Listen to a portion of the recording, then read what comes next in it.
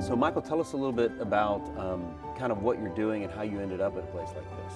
What we're doing here at the Abandoned Atlas Foundation is we're investigating these, old churches and other old buildings that have been fallen into time. A lot of places, even though they've been abandoned, they haven't been forgotten. And that's really what we're trying to show here, is that there are potential with these buildings.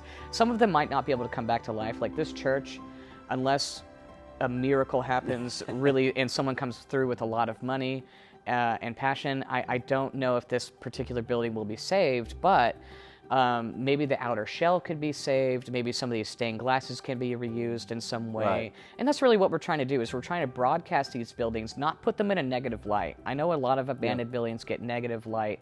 They get pushed to the back, like, oh, it's fallen in on itself. No one cares about it anymore. Well, there are plenty of people who care about this building, and it's the identity through our buildings that represent who built it at that time and what it meant to them. And that's really what our point is Walmarts get thrown up and they all look the same, where architecture was an art piece. It's art. It came from a place of love. Right. It came from, this church was probably built by people who loved worship and loved their message that they wanted to feel safe in. And they're kind of central, probably a central meeting place. In 1902, you're talking about a central meeting place in the whole town. I'm sure this is really central, and this is where people came together.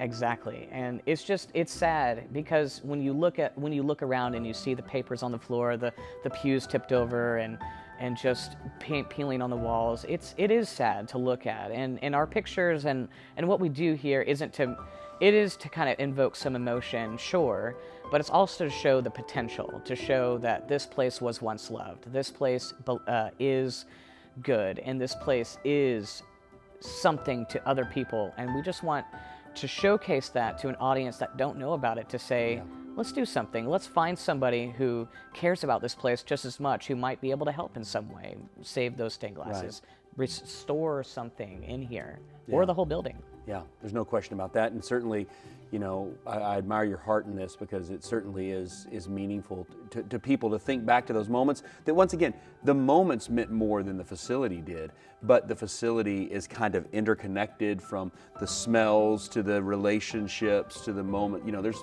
funerals have been had in this place, and weddings have been had in this place, and fellowships that change people's lives, moments, invitations, all that stuff really is connected to the facility, even though in some ways it's disconnected.